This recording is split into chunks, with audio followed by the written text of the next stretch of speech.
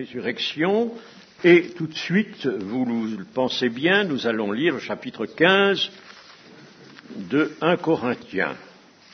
Alors, première épître de Paul aux Corinthiens, chapitre 15, dont l'objet est précisément la résurrection. J'avais prévu tout d'abord, parce que le chapitre est long, de lire les 23 premiers versets.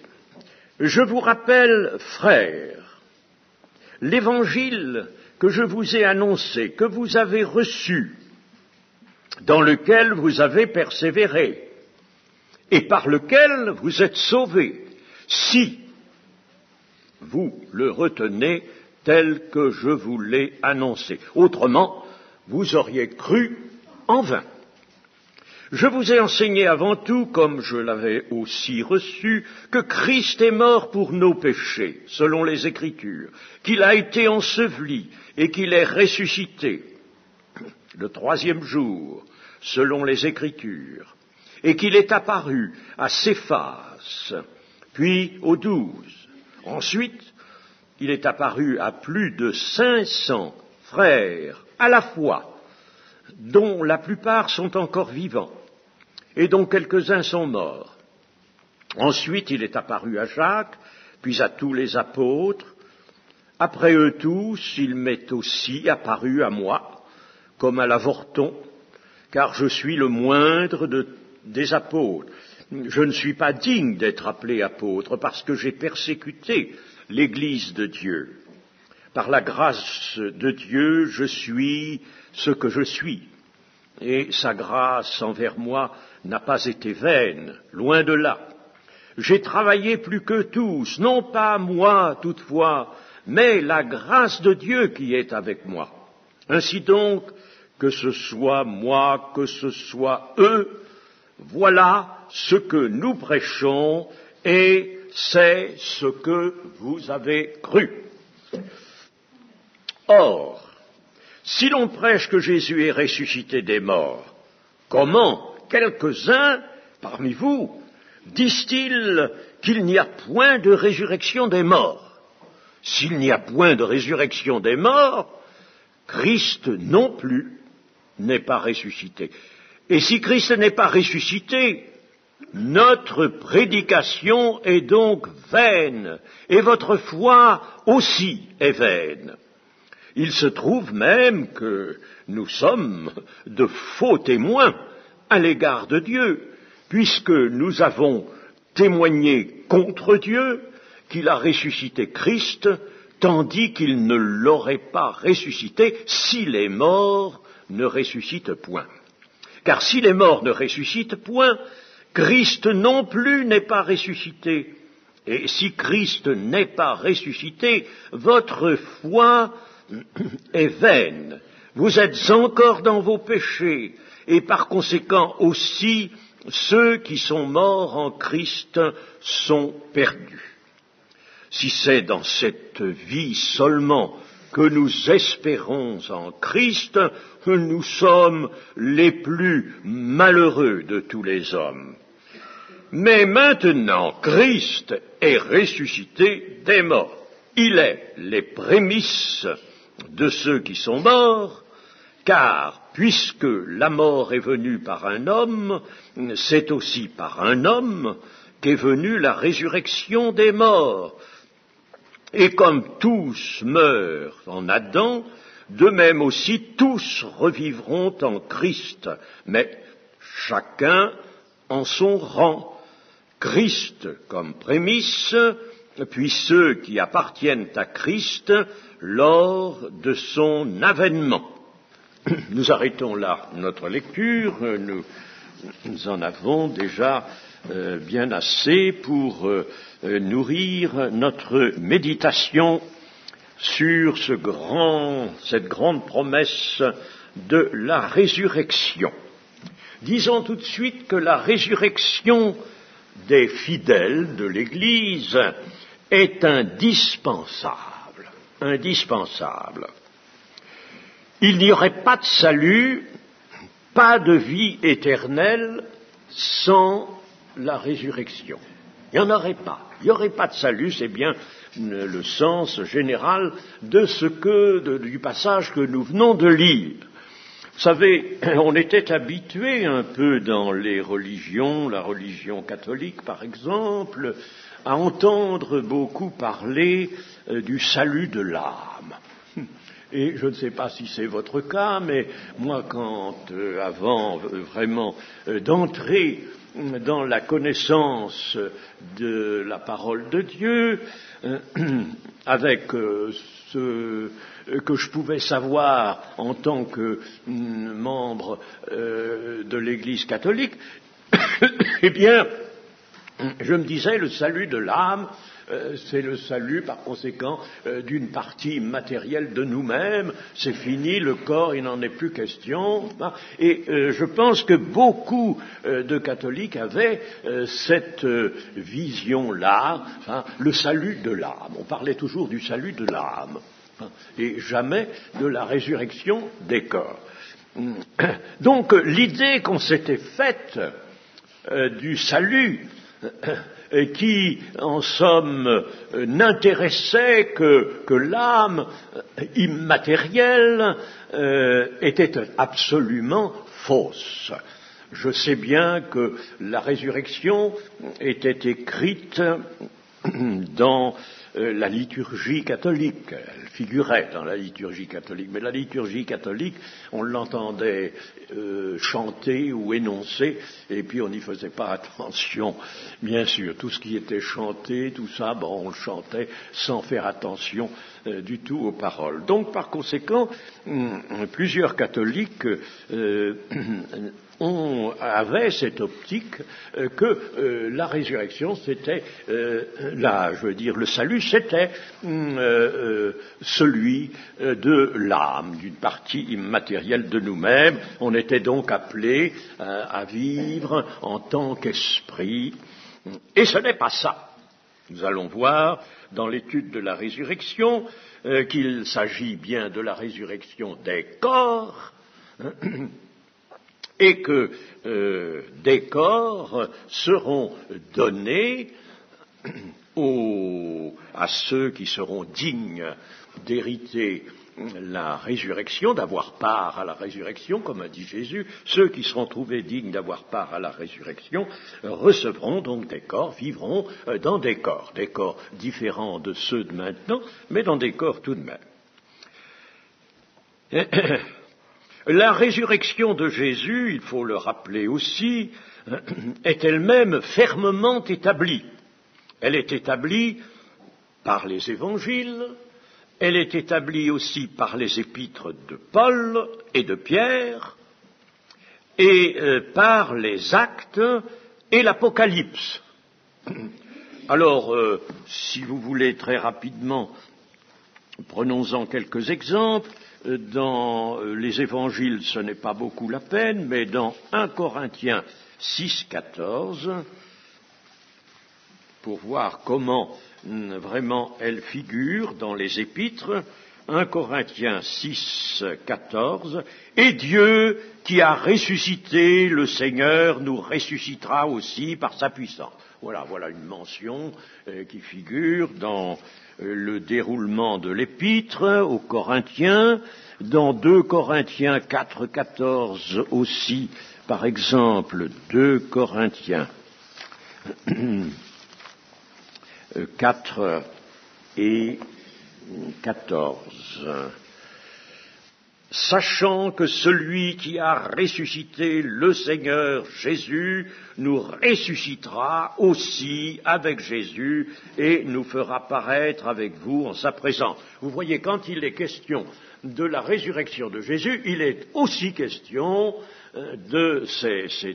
c'est quelque chose qui est comme corollaire, il est aussi question de la résurrection des croyants.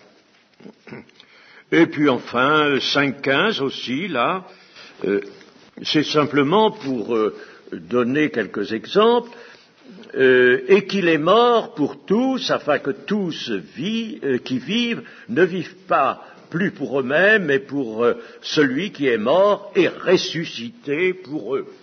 mort et ressuscité pour eux. Enfin, je ne vais pas tout consulter, mais je vais vous dire simplement quels sont les passages que j'ai notés. Romains 1,4 par exemple, Romains 1,4, Romains 4,24, Romains 6, 4 et 9, Galates 1, 1, premier verset du chapitre 1, Éphésiens 1, 20,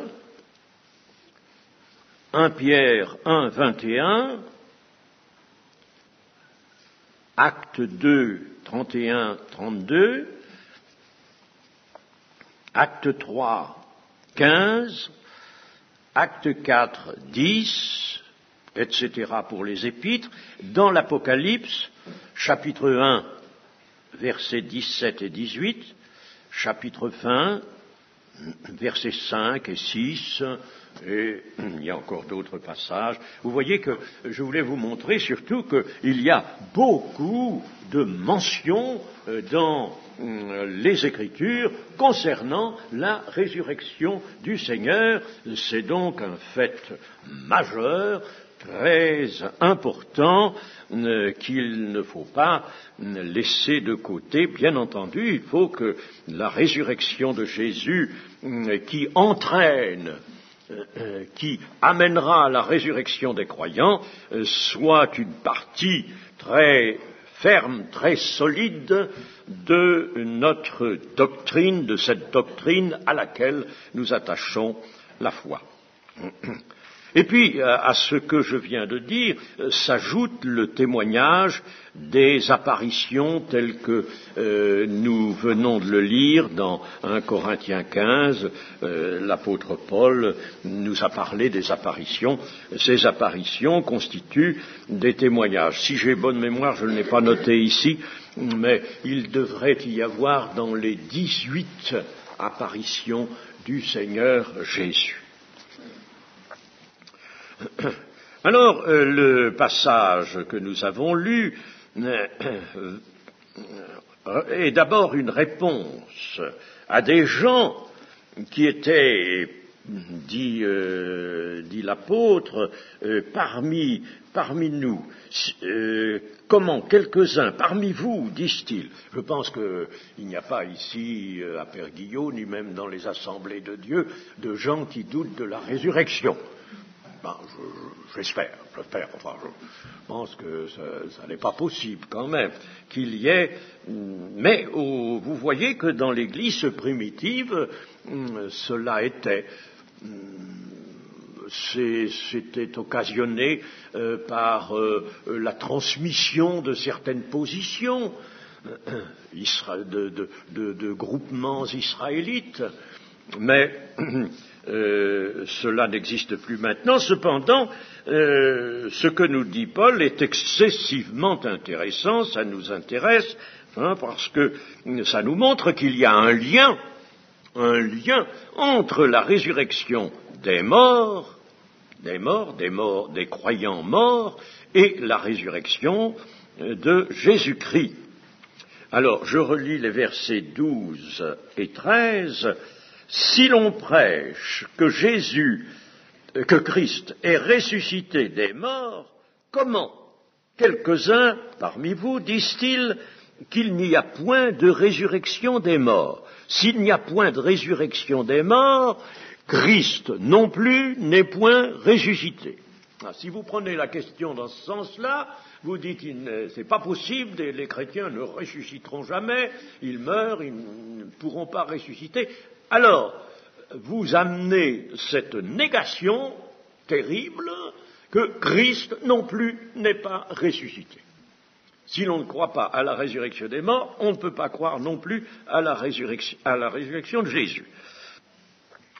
La vie nouvelle des croyants vient de leur participation à la vie de Christ. Cela, nous l'avons suffisamment étudié hier encore avec les trois parties, les trois phases liées entre elles, le statut nouveau, la vie nouvelle et la création nouvelle. trois choses qui sont liées ensemble. Donc, je répète simplement que la vie nouvelle des croyants, les croyants qui sont en vie nouvelle, en nouveauté de vie, cette vie nouvelle vient de leur participation à la vie de Christ. Ils sont, dit l'Écriture, en Christ. Ils sont unis, liés à Christ. Et nous avons bien dit, nous pensons qu'il faut hautement le réaffirmer, si quelqu'un n'est pas en Christ, il n'est pas dans l'expérience chrétienne. S'il n'est pas en Christ. La foi nous unit, la foi authentique, la foi qui sauve, nous unit au Christ. Et au Christ ressuscité. Au Christ ressuscité. En effet, si nous revenons à l'épître aux Romains, nous lirons ceci dans le chapitre 5 et le verset 10. Car si, lorsque nous étions ennemis, nous avons été réconciliés avec Dieu par la mort de son Fils, à plus forte raison, étant réconciliés, serons-nous sauvés par sa vie. Mais il était mort. Et par sa vie. Nous serons sauvés par sa vie. La crucifixion, c'est pour nous la source merveilleuse, magnifique du pardon de la grâce fondamentale qui est celle du pardon des péchés. L'expiation ayant été faite, réalisée, ça c'est la croix, notre condamnation a été clouée à la croix, donc par conséquent, la croix nous a libérés de toute captivité et de toute responsabilité devant le Seigneur, mais nous sommes ici sauvés par sa vie. Or, je vous rappelle ce que Jésus dit à Jean, c'est dans le premier chapitre de l'Apocalypse, « Voici, j'étais mort, et voici, je suis vivant au siècle des siècles. » Et nous sommes sauvés par un Christ qui est vivant au siècle des siècles, c'est-à-dire qu'il est ressuscité. Vous voyez, Jésus a mis les choses dans la netteté la plus complète. J'étais mort dans son humanité, j'étais mort, et voici, je suis vivant au siècle des siècles. Donc, nous avons ce passage, nous avons aussi, dans les Romains, le chapitre 6 et le verset 4 et 5, chapitre 6, verset 4, « Nous avons donc été ensevelis avec lui par le baptême en sa mort, afin que, comme Christ est ressuscité des morts, par la gloire du Père, de même, nous aussi, nous marchions en nouveauté de vie. » Donc, si nous marchons en nouveauté de vie, c'est parce que Christ est ressuscité des morts par la gloire du Père. Nous sommes un peu plus au verset 5, en effet, si nous sommes devenus une même plante avec lui par la conformité à sa mort, nous le serons aussi par la conformité à sa résurrection. Alors, nous avons encore, puisque nous sommes dans Romains, chapitre 8 et verset 11, « Et si l'Esprit de Christ qui a ressuscité Jésus d'entre les morts habite en vous, celui qui a ressuscité Christ d'entre les morts rendra aussi la vie à vos corps mortels par son Esprit qui habite en vous. » Nous avons donc un esprit, cet esprit qui habite en nous est appelé l'esprit de vie en Jésus-Christ. C'est dans le verset 2 de ce chapitre 8. En effet, la loi de l'esprit de vie en Jésus-Christ m'a affranchi de la loi du péché et de la mort. Le mot loi a ici, dans ce verset 2, le sens de puissance. le sens de puissance. La loi, parce qu'elle est puissante, elle s'impose par une puissance. Alors, on peut lire ce verset avec le terme puissant. En effet, la puissance de l'esprit de vie en Jésus-Christ m'a affranchi de la puissance du péché et de la mort. Cette puissance supérieure a chassé la mauvaise puissance, celle du péché et de la mort. Ainsi donc, nous avons bien raison de dire que la vie nouvelle du croyant vient de leur participation à la vie de Christ, c'est-à-dire de Christ ressuscité. Vous me direz, mais je le savais, bien sûr, tant mieux que vous le sachiez. Déjà, mais nous sommes, quand on médite l'Écriture, on fait en somme des révisions, et ces révisions, ne croyez pas qu'elles sont superflues. Il faut faire attention, c'est un piège de l'ennemi quelquefois de nous faire dire ou de nous faire penser « Oh ben ça je le sais, ça je l'ai déjà vu, ça je l'ai vu tant de fois, je le sais. » Mauvais ça, un piège. Reprenons toujours, la parole est une nourriture. Et à force de dire je le sais, on finit par non seulement l'oublier, mais on finit par perdre dans son cœur l'empreinte d'une vérité, la présence d'une vérité. Il faut prendre garde à ça. Alors nous passons maintenant, toujours dans 1 Corinthiens 15, nous passons au verset 14 à 19. Il faut le relire, n'est-ce pas? Nous l'avons lu tout à l'heure, mais on va le relire quand même. Et si Christ n'est pas ressuscité, notre prédication est donc vaine, et votre foi aussi est vaine. Il se trouve même que nous sommes de faux témoins à l'égard de Dieu, puisque nous avons témoigné. Le texte aurait pu dire, puisque nous aurions témoigné dans cette hypothèse, nous aurions témoigné contre Dieu qu'il a ressuscité Christ, tandis qu'il ne l'aurait pas ressuscité si les morts ne ressuscitent point. Car si les morts ne ressuscitent point, Christ non plus n'est pas ressuscité. Et si Christ n'est pas ressuscité, votre foi est vaine, vous êtes encore dans vos péchés, et par conséquent aussi ceux qui sont morts en Christ sont perdus. Si c'est dans cette vie seulement que nous espérons en Christ, nous sommes les plus malheureux de tous les hommes. Et tout s'enchaîne dans le dessein de Dieu. Tout s'enchaîne. On ne peut pas laisser de côté quelque chose, une partie, un chaînon du plan de Dieu, parce que tout s'enchaîne, et c'est normal. Les œuvres de Dieu sont parfaites, elles sont magnifiques, et naturellement, l'enchaînement des différentes phases ou parties du dessein de Dieu sont liées l'une à l'autre, elles s'enchaînent selon une logique, la logique de Dieu. Tout s'enchaîne, et toute la vérité du salut s'écroule. Toute la vérité, votre foi, pardon de vos péchés, tout s'écroule si l'on nie la résurrection des morts. Si on nie la résurrection des morts, on met tout par terre.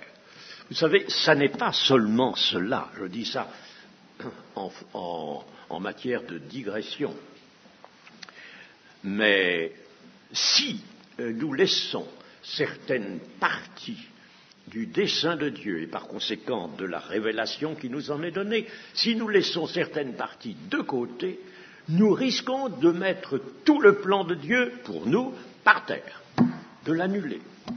C'est le cas, par exemple, de ceux qui, je pense qu'on n'en rencontre plus beaucoup maintenant, mais il fut un temps on en a beaucoup rencontré, ceux qu'on appelait les Jésus seuls, ceux qui niaient ce qu'on appelle la Trinité, les antitrinitaires, et qui ne voulaient absolument pas que Dieu nous soit révélé en tant que Père, Fils et Saint-Esprit. Eh bien, j'avais bien étudié cette question.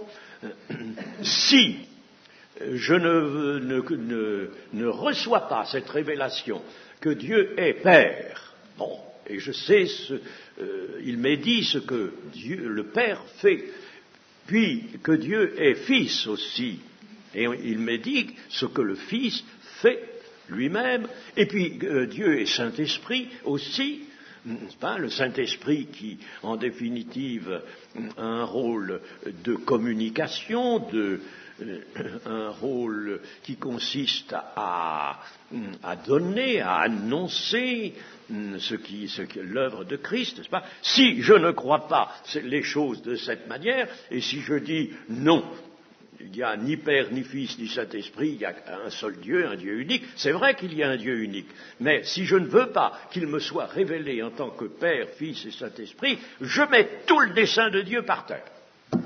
Les antitrinitaires s'écartent, s'éliminent eux-mêmes de la voie du salut. Vous voyez, donc Paul a bien raison de nous dire ces choses. Si vraiment, n'est-ce pas, on nie la résurrection des morts, eh bien, toute la vérité s'écroule, le dessein de Dieu s'écroule.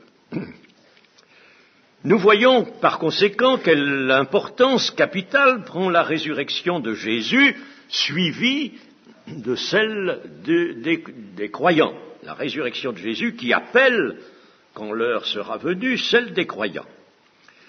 Pas de salut, pas de pardon des péchés, si l'on supprime la résurrection. Voilà ce que Paul nous dit. Les hommes sauvés vivront éternellement dans un corps et non pas comme des purs esprits. Souvent on emploie cette expression, les purs esprits, en voulant dire des esprits absolument immatériels. La résurrection de Christ constitue donc l'événement indispensable au salut éternel.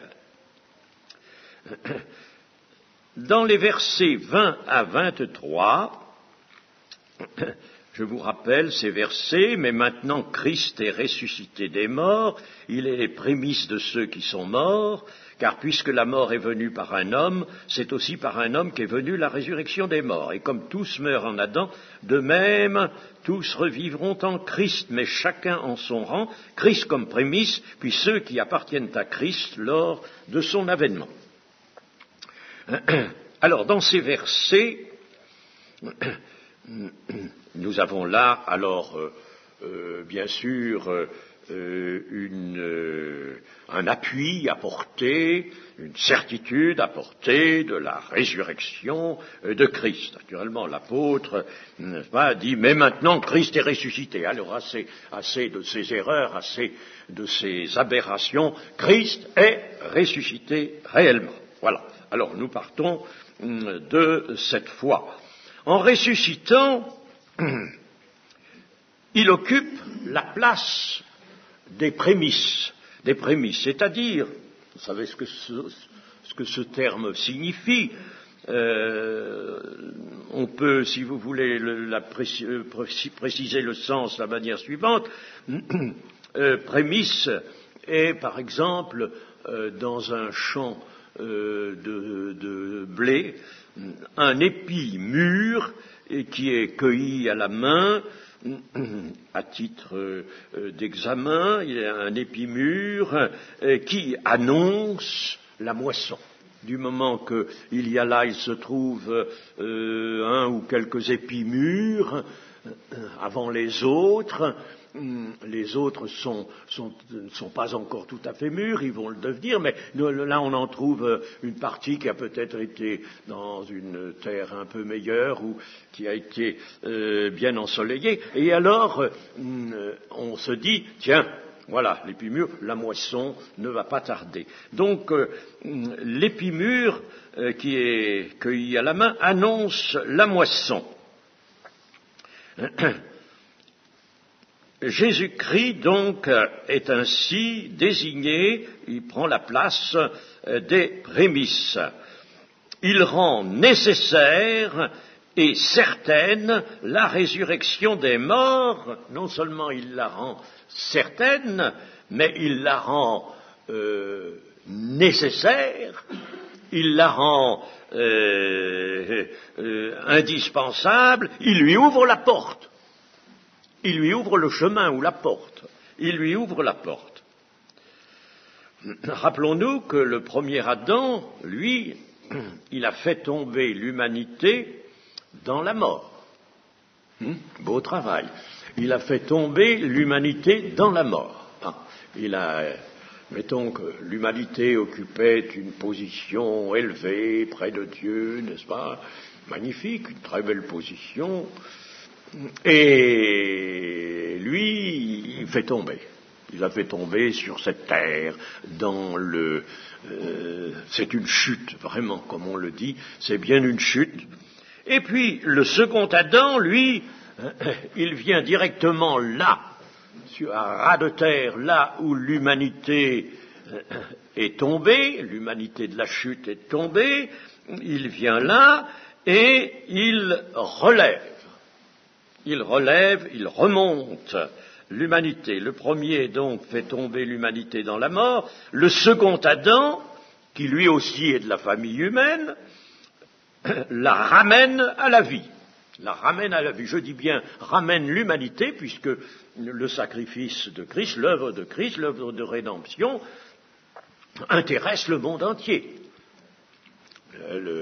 Nous avons déjà signalé ce commandement de Dieu. Dieu veut que tous les hommes soient sauvés. Le commandement de Dieu, c'est la vie éternelle, a dit Jésus. Seulement, évidemment, liberté étant donnée à l'homme, beaucoup d'hommes seront de ces appelés qui ne sont pas élus. Il y a beaucoup d'appelés et peu d'élus.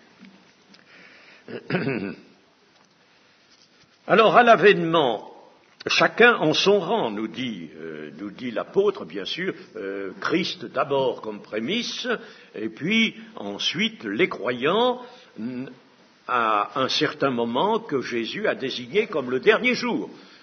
Celui qui voit le Fils et qui croit en lui a la vie éternelle, et je le ressusciterai au dernier jour.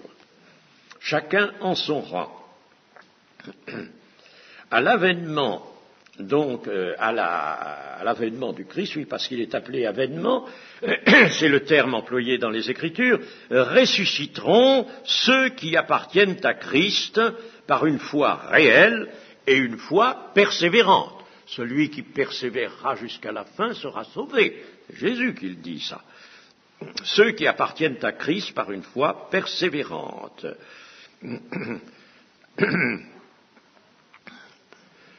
Comme les vrais fidèles, l'attente, comme ce doit être le cas de tout vrai fidèle, l'attente invite à la lutte et à l'achèvement de la sanctification tant que nous sommes sur la terre. Alors, le dernier jour dont a parlé le Seigneur, dans Jean 6, plusieurs fois, le Seigneur parle du dernier jour, résurrection au dernier jour. Il dit, celui qui mange ma chair et qui boit mon sang a la vie éternelle et je le ressusciterai au dernier jour. Alors, quel est ce dernier jour? Eh bien, ce dernier jour, c'est celui de l'enlèvement de l'Église. Et celui de l'enlèvement de l'Église. Alors, nous pouvons ici, tout de suite, nous poser la question, mais qu'est-il dit dans l'ensemble sur cette résurrection du dernier jour? Eh bien, nous allons le voir, ce n'est pas la peine d'attendre plus. Nous allons dire qu'il s'agit de la première résurrection. Il y a deux résurrections. Il y en a deux. Et il s'agit ici de la première résurrection. La première résurrection comprend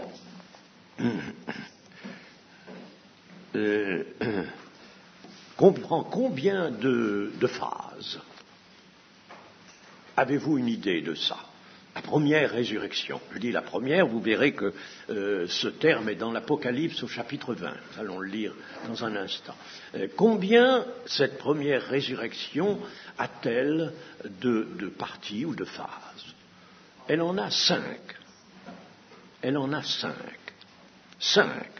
Et nous allons voir ces 5. D'abord, il y en a une nous venons d'étudier, celle qu'on pourrait appeler la phase de l'ouverture. C'est la résurrection de Jésus. Résurrection de Jésus. Jésus est appelé comme prémisse ici, mais on comprend pourquoi prémisse par rapport à la résurrection de la masse des croyants. Mais en réalité, n'est-ce pas, nous voyons que Jésus ouvre la route. C'est lui qui fraye la route, comme nous avons lu dans Ésaïe 35, une route frayée, une route magnifique sur laquelle progressent les rachetés de l'Éternel. Donc c'est lui l'ouverture, première phase de la première résurrection. Et puis il y a une seconde phase, je ne sais pas si vous y pensez, si vous la voyez, une deuxième phase qui est celle de la résurrection de Moïse. Nous avons beau chercher, nous sommes amenés à considérer que Moïse il a été inhumé, nous le savons, par le Seigneur, n'est-ce pas? Mais à un certain moment, je ne sais pas combien de temps après, il a été ressuscité. C'est Jude qui nous le dit, l'épître de Jude. Jude au verset 9.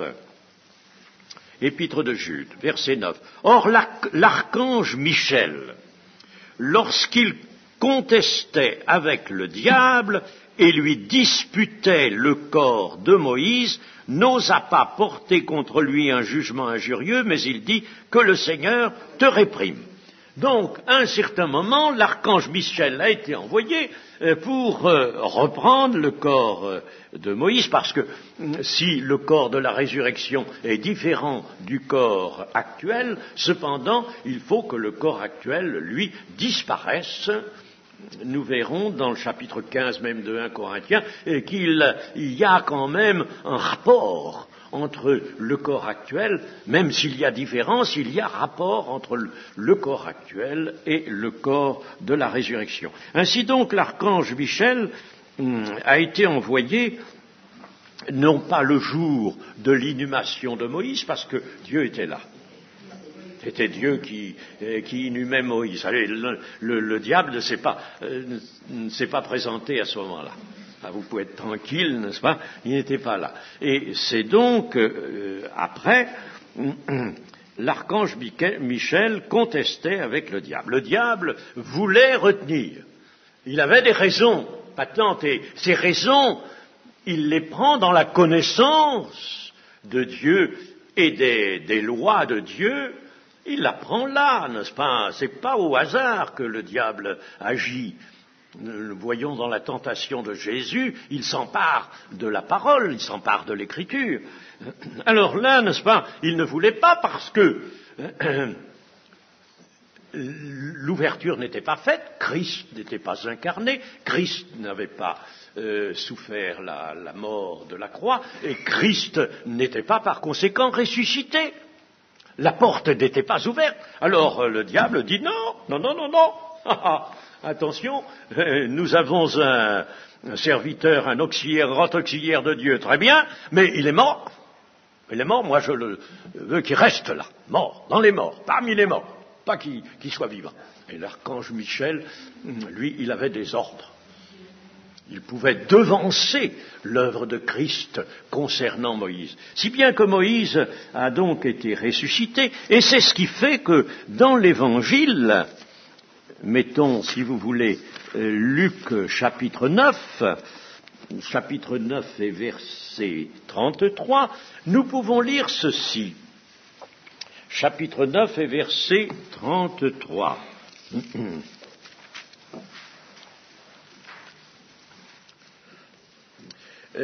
Au moment où ces hommes se séparaient de Jésus, ces hommes, c'était Élie et Moïse. Nous étions sur la montagne de la Transfiguration. Au moment où ces hommes se séparaient de Jésus, Pierre lui dit, « Maître, Maître, il est bon que nous soyons ici. » Se trouvait bien Pierre, là. « Il est bon que nous soyons ici. Dressons 3 tentes, une pour toi, une pour Moïse et une pour Élie. » Et voyez, il va même jusqu'à s'oublier lui-même, cet apôtre Pierre. Alors il veut dresser donc des tentes, mais les apparitions de Moïse et d'Élie ne sont pas des visions. Comprenez que au Seigneur Jésus, Dieu son Père ne va pas donner des visions. Il lui donne des réalités. Et par conséquent, Moïse, c'est bien le sentiment que Pierre a. Pierre reconnaît Moïse et Élie, il les désigne, il les reconnaît par le Saint-Esprit. Mais il voit bien des êtres vivants, il voit des hommes, et il veut les loger dans des tentes. Alors, là, n'est-ce pas, nous voyons bien que Moïse est présent, ainsi qu'Élie. Pour Élie, c'est une autre affaire, nous n'avons pas à étudier cela pour l'instant, mais Moïse, donc, nous voyons qu'il a été ressuscité. Et dans la première résurrection, il est donc un signe. Il est un signe. L'ouverture, c'est Jésus. Mais lui est un signe, parce qu'au moment où il était ressuscité, Jésus ne l'était pas. Et c'est le seul cas de résurrection pour l'éternité. Il y a eu dans l'Ancien Testament, il y a eu des résurrections, nous le savons, mais il y en a eu aussi 3 pendant le ministère de Jésus, mais ces 3-là sont ressuscités pour mourir à nouveau, comme Lazare par exemple, pour mourir à nouveau. Donc ce n'était pas la grande résurrection, la résurrection pour la vie éternelle. Mais Moïse, lui, c'est différent. De la première résurrection. La 3e phase, eh bien, nous la trouvons dans Matthieu 27. Matthieu 27.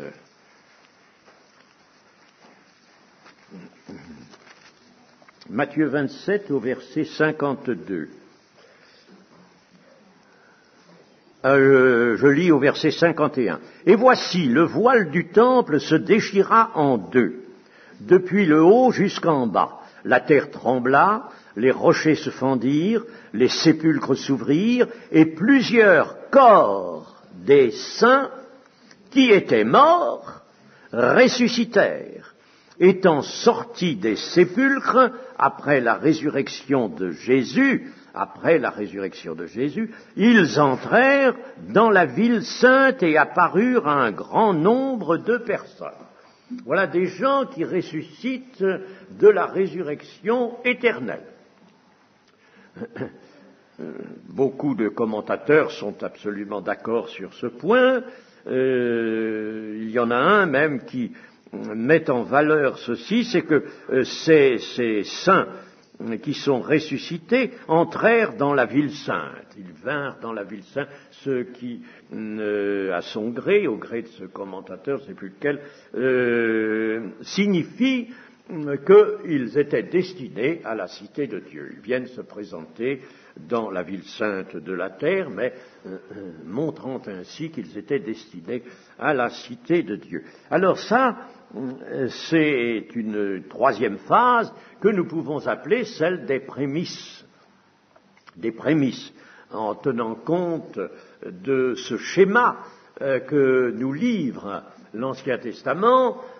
Il y a les semailles, il y a les prémices, c'est toute première récolte, les fruits récoltés en premier, et puis il y a la moisson, Et puis après la moisson, il y a encore quelque chose, il y a les glanures. Alors, nous allons voir toutes ces phases. Nous avons vu la phase de l'ouverture par Jésus-Christ. Nous voyons le signe qui précédait encore l'ouverture. J'aurais dû peut-être le mettre avant l'ouverture. Le signe, c'est Moïse ressuscitant. Les prémices, ce sont ces saints. Vous savez, les saints qui ressuscitent, là, ce n'étaient pas des saints qui étaient morts, mais des saints du temps de Jésus. C'était des saints des siècles passés. Je ne sais pas, il pouvait y avoir, je ne sais pas moi, Abraham, il pouvait y avoir Samuel, il pouvait y avoir Daniel et Job dont parle Ézéchiel. Il pouvait y avoir des saints comme ceux-là, n'est-ce pas? Vous voyez, morts depuis très longtemps. Bon, alors ça sont les prémices. Ensuite arrive la moisson. Et c'est le moment de cette moisson que Jésus appelle le dernier jour. C'est cela. Alors ça, nous le voyons dans 1 Thessaloniciens 4. 1 Thessaloniciens chapitre 4 et versets 13 à 18. Chapitre 4, verset 13. Nous ne voulons pas, frères, que vous soyez dans l'ignorance au sujet de ceux qui dorment, afin que vous ne vous affligiez pas comme les autres qui n'ont point d'espérance.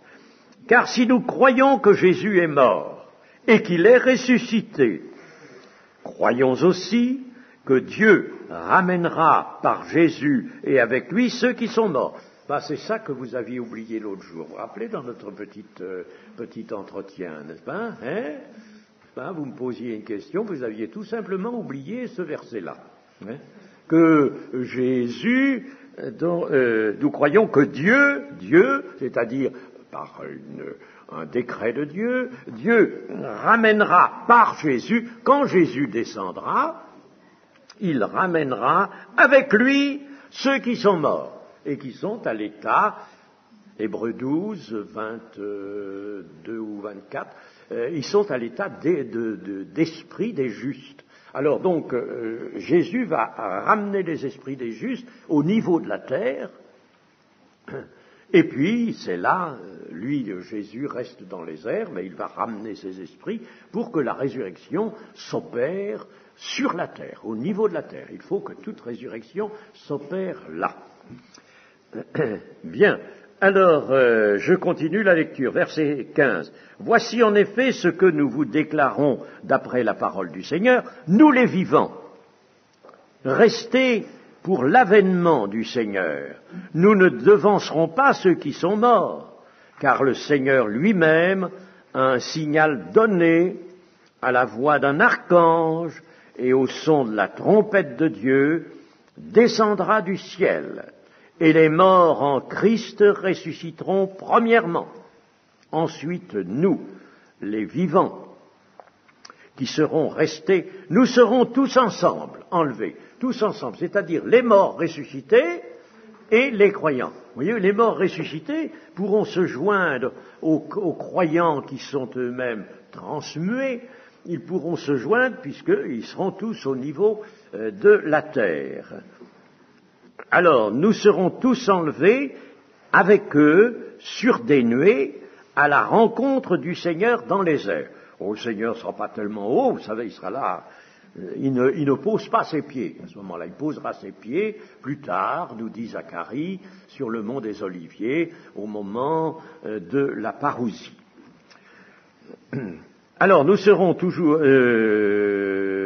enlevés à la rencontre du Seigneur dans les airs, et ainsi, nous serons toujours avec le Seigneur. Consolez-vous donc les uns les autres par ces paroles. Alors ça, c'est la grande moisson, c'est ce que Jésus appelle le dernier jour. La résurrection, je le ressusciterai au dernier jour. C'est ça, c'est Jésus en effet qui sera là et qui va ressusciter puisqu'il ramène les esprits des justes parvenus à la perfection, il les ramène de la cité de Dieu où ils sont, il les ramène sur la terre et il ressuscite. Et avec l'autre partie, l'autre phalange, les vivants en Christ, les morts en Christ, les vivants en Christ, qui sont transformés, tous ensemble sont élevés dans les airs vers le Seigneur. Voilà ce qui nous est révélé. Et alors là, il nous manque, j'avais annoncé 5 phases, 5 parties, nous en manque une, c'est celle des glanures. Alors les glanures, nous les trouvons dans le chapitre 20 de l'Apocalypse, au chapitre 20 de l'Apocalypse et au verset 4.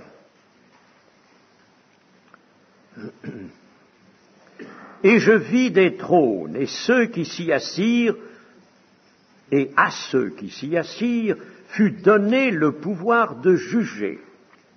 Et je vis les âmes de ceux qui avaient été décapités à cause du témoignage de Jésus et à cause de la parole de Dieu, et de ceux qui n'avaient pas adoré la bête ni son image, et qui n'avaient pas reçu la marque sur leur front et sur leurs mains. Ils revinrent à la vie. Vous savez, je vous ai déjà dit dans nos petits entretiens en effet, n'est-ce pas, ceux qui, malheureusement, peut-être, ne seront pas enlevés, puisque l'un sera pris, l'autre laissé, ça c'est le Seigneur seul qui est juge. Ils ne vont pas spéculer à l'avance sur cette différenciation entre celui qui est enlevé. C'est pas notre droit, nous n'avons pas. C'est quelque chose que Dieu se réserve. L'un sera pris, l'autre laissé. Alors ceux qui seront laissés. Et nous avons dit que ce n'est pas nécessairement des inconvertis comme un grossier commentaire le prétendrait. N'est-ce pas? Non, ce sont malheureusement des gens qui ne vivent pas en Christ. Les morts en Christ ressuscitent, les vivants en Christ s'en vont. Bon, alors, donc, ceux-là vont se trouver engagés dans le temps de l'Antichrist. Et dans ce temps-là, il faudra ou bien qu'ils se soumettent, ils en seront sommés de se soumettre à l'Antichrist, de porter la marque de la bête de l'Antichrist sur le front et sur la main droite, ce qui veut dire qu'il faudra penser comme l'Antichrist, il faudra agir comme le veut l'Antichrist. La main droite, c'est l'action, le front, c'est la pensée. Eh bien, il faudra qu'ils pensent et qu'ils agissent comme le veut l'Antichrist. S'ils refusent de porter cette marque, il se peut que cette marque soit matérialisée. S'ils refusent de porter cette marque, eh bien, ils seront décapités. Le mot décapité ne peut peut-être pas à prendre absolument à la lettre, ils seront mis à mort. D'une manière ou de l'autre, ils seront mis à mort. Bon. Et c'est ainsi qu'ils vont retrouver ceux de la moisson. Ils vont les retrouver, parce que là, ils auront rendu vraiment un grand témoignage.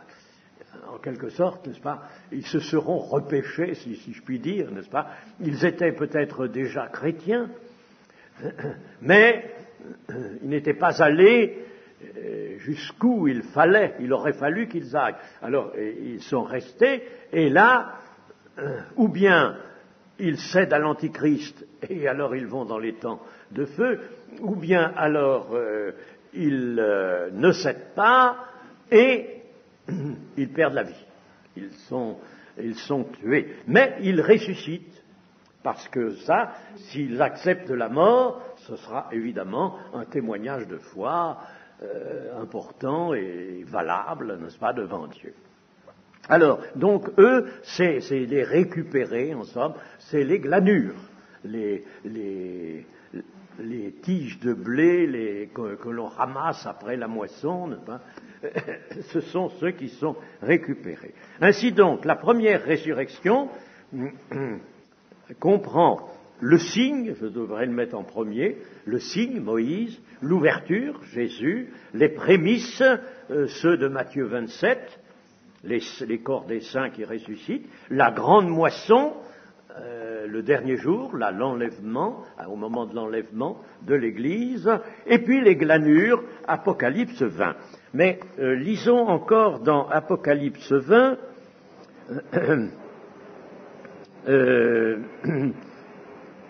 ils revinrent à la vie, à la fin du verset 4, ils revinrent à la vie et ils régnèrent avec Christ pendant 1000 ans.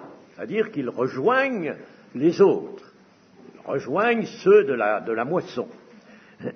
Ils régnèrent avec Christ pendant 1000 ans, les autres morts. Ah, les autres morts. Les autres morts, c'est-à-dire ceux qui ne font pas partie de cette première résurrection, soit en tant que glanure, soit en tant que moisson, soit en tant que prémisse. Ceux qui ne font pas partie de cette première résurrection, c'est ceux qui sont appelés ici les autres morts. Alors, les autres morts ne revinrent point à la vie jusqu'à ce que les 1000 ans fussent accomplis. C'est la première résurrection. Alors, c'est cette phrase-là qu'il faut bien comprendre. Elle est dans le sens un peu, pour ainsi dire, les hommes sont maboules, vous savez. Bon. Ils s'imaginent que c'est la crise du Golfe, ici.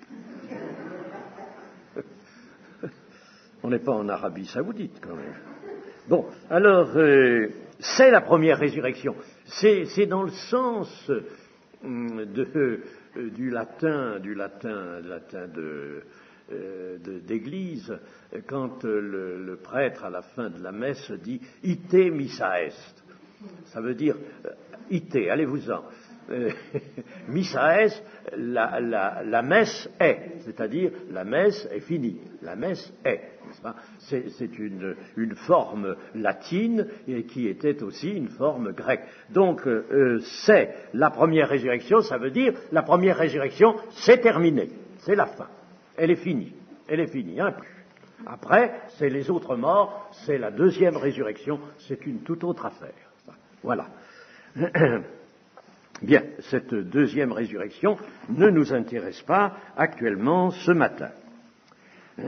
Alors, nous revenons un peu à notre lecture de 1 Corinthiens chapitre 15. 1 Corinthiens chapitre 15. À l'avènement du Christ, donc à l'avènement, c'est-à-dire au moment, comme nous l'avons lu dans 1 Thessaloniciens, où le Seigneur ramène les esprits des justes parvenus à la perfection pour qu'ils soient ressuscités au niveau de terre, il vient chercher son peuple, son Église, parce que son Église ne peut pas participer au temps de détresse qui va venir, n'est-ce pas? Il y a un temps de détresse de 42 mois, un temps de détresse dont le Seigneur Jésus a parlé lui-même dans Matthieu 25, un temps de détresse terrible. L'Église ne peut pas traverser ce temps. Ce n'est pas pour elle, tout jugement doit lui être épargné, même ce jugement-là, bien sûr, elle ne vient pas en jugement, elle n'est pas venue en jugement, le jugement des membres de l'Église, c'est la croix du calvaire, et par conséquent, l'Église ne peut pas passer dans le temps des fléaux, des derniers malheurs, les fléaux, c'est-à-dire les coupes dans l'Apocalypse.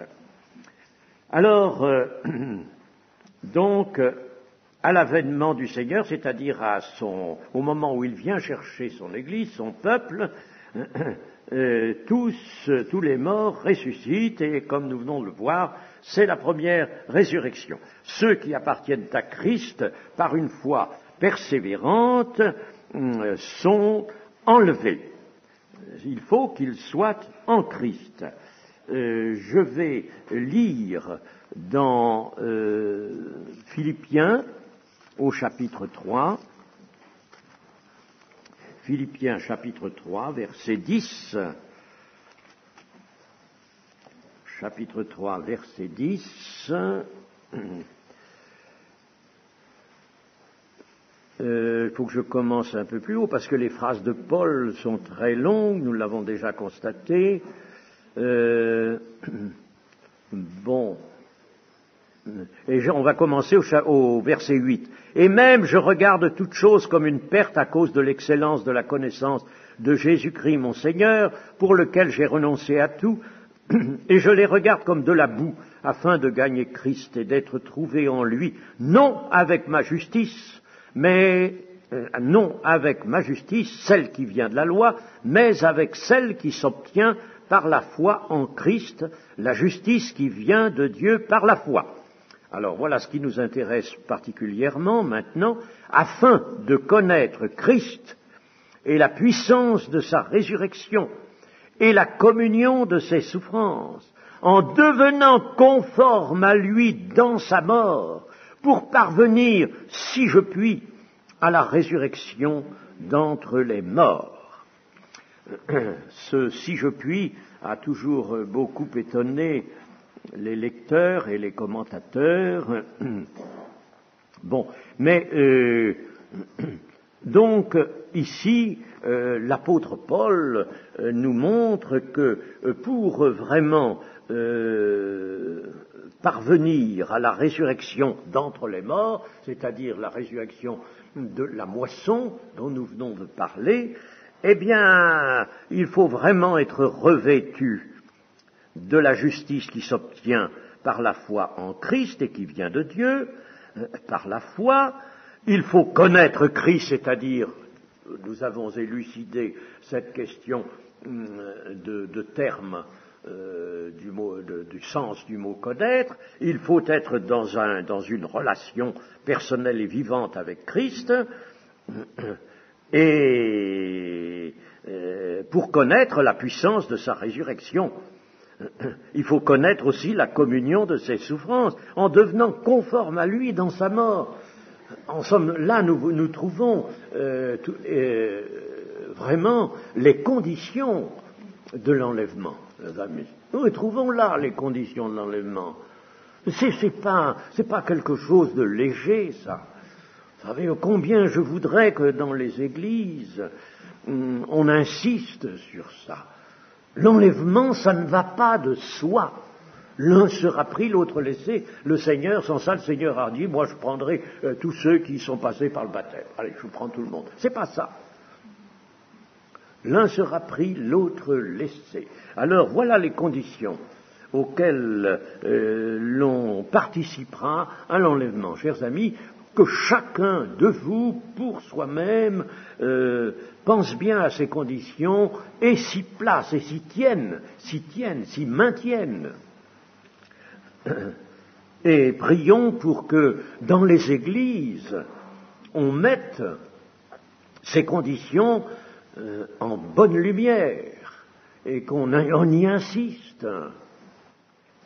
Parce que la vie chrétienne conçue autrement, conçue comme une vie un peu particulière, dans laquelle une existence dans laquelle certains facteurs obtenus du monde, des constatations faites dans certains facteurs interviennent et se mélangent avec certaines dispositions des évangiles. Ça c'est une erreur flagrante, c'est une erreur mortelle.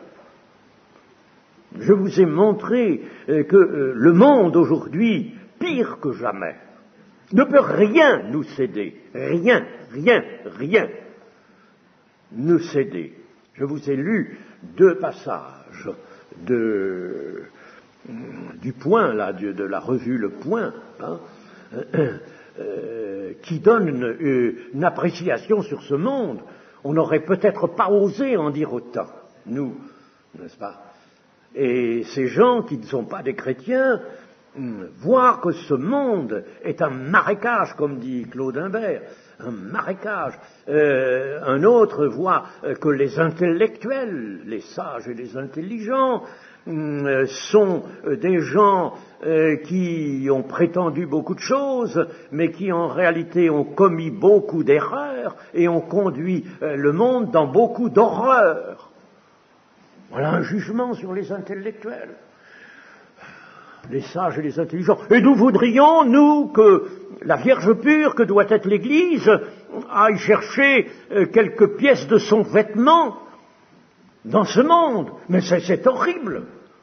C'est horrible. Je voudrais que dans toutes les églises, on crie cela, mais attention.